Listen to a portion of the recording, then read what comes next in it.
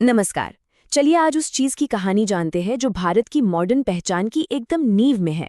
Iron ore यानी लौह अयस्क। देखिए ये सिर्फ एक मिनरल नहीं है ना। ये वो ताकत है जो हमारी ट्रेनों को दौड़ाती है और हमारे शहरों को आसमान तक पहुंचाती है। एकदम सही बात है ये। लोहा आज की सभ्यता की रीढ़ है।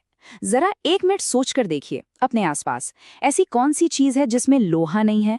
शायद ही कोई मिलेगी, है ना? तो चलिए आज इसी रीढ़ की हड्डी को और गहराई से समझते हैं।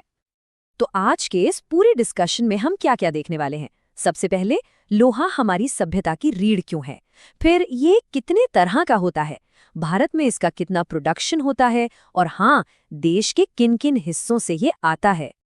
तो चलिए सबसे पहले पॉइंट से ही शुरू करते हैं। लोहा सभ्यता की रीढ़। अच्छा, ये क्यों कहा जाता है कि किसी भी देश की तरक्की का अंदाजा उसके लोहे की खपत से मतलब कंजम्पशन से लगाया जा सकता है?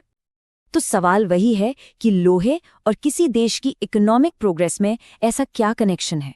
आखिर क्यों इसे इकोनॉमिक प्रोग्रेस का बैरोमीटर कहते हैं? इसका जवाब ना असल में हमारे चारों तरफ ही है।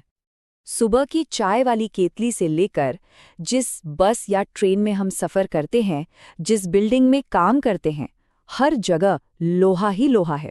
मतलब एक छोटी सी सुई से लेकर बड़े बड़े जहाज़ों तक इसी ने तो हमारी दुनिया को एक साथ जोड़कर रखा है। सच कहें तो इसके बिना मॉडर्न लाइफ तो एकदम ठहर जाएगी। लेकिन जमीन से जो ये अयस्क निकलता है वो सब एक जैसा नहीं होता, इसमें भी क्वालिटी का फर्क है। तो चलिए अब आयरन ओर के 4 मेन टाइप्स को समझते हैं, सबसे बढ़िया क्वालिटी से लेकर सबसे आम वाली तक। तो सबसे पहले आता है, समझिए, इसका किंग मैग्नेटाइट। ये सबसे बेस्ट क्वालिटी का ओर है। इसमें 72% तक लोहा होता है। इसका काला रंग और हाँ, इसकी जो मैग्नेटिक प्रॉपर्टी है वही इसे सबसे खास बनाती है। दूसरे नंबर पे है हेमेटाइट। इसको पहचानना काफी आसान है, इसके लाल रंग की वजह से। इसमें 60 से 70% तक लोहा होता है और सबसे इम्पॉर्टेंट बात, भारत की ज्यादातर खदानों से यही निकलता है। तो एक तरह से ये भारत का असली वर्क हॉर्स ओर है। इसके बाद आता है लिमोनाइट। ये मीडियम क्वालिटी का ओर है। इसमें लोहे का कंटेंट करीब 40 से 60% होता है और इसका पीला या हल्का भूरा रंग इसे बाकियों से अलग कर देता है। और लिस्ट में सबसे आखिर में है सिडराइट।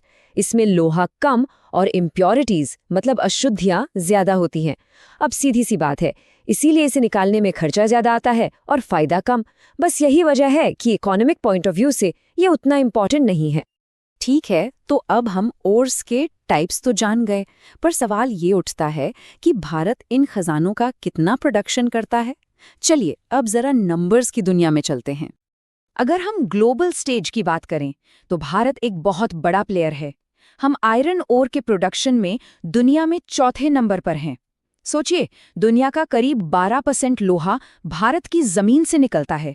ये ग्लोबल स्टील इंडस्ट्री के लिए बहुत बड़ी बात है। और अगर हम एकदम स्पेसिफिक नंबर्स की बात करें तो साल 2021-22 में भारत ने 204 मिलियन टन यानी 20 करोड़ टन से भी ज्यादा आयरन ओर का प्रोडक्शन किया। ये नंबर इतना बड़ा है कि इसे इमेजिन करना भी मुश्किल है। लेकिन ये जो प्रोडक्शन का सफर है ये एकदम सीधा सपाट नहीं रहा है। देखिए 2019-20 में हमें एक जबरदस्त उछाल देखने को मिला था, पर उसके बाद प्रोडक्शन थोड़ा कम हो गया। अब इसके पीछे कई वजहें हो सकती हैं, जैसे ग्लोबल डिमांड में बदलाव या फिर देश की अपनी नीतियां।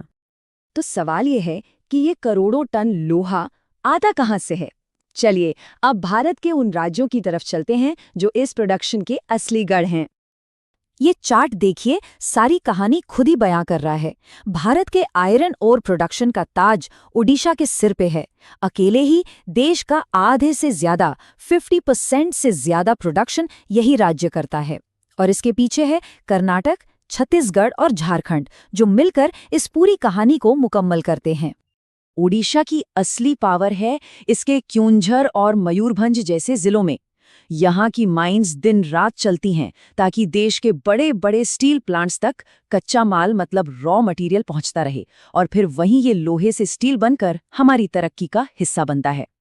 अब चलते हैं साउथ में। कर्नाटक यहाँ एक मेजर प्लेयर है जो करीब करीब 17% का प्रोडक्शन करता है।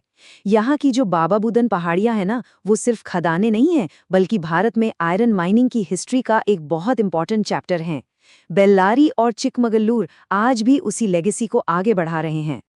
तीसरे नंबर पर है छत्तीसगढ़। यहाँ बस्तर जिले में जो बैलाडीला माइन है वो अपने आप में एक लैंडमार्क है। जानते हैं क्यों? क्योंकि इसे एशिया की सबसे बड़ी मैकेनाइज्ड माइन माना जाता है और यहाँ का जो हाई क्वालिटी लोहा है वो इतना अच्छा है कि जापान जैसे देश भी इसे हमसे इंपोर्ट करते हैं।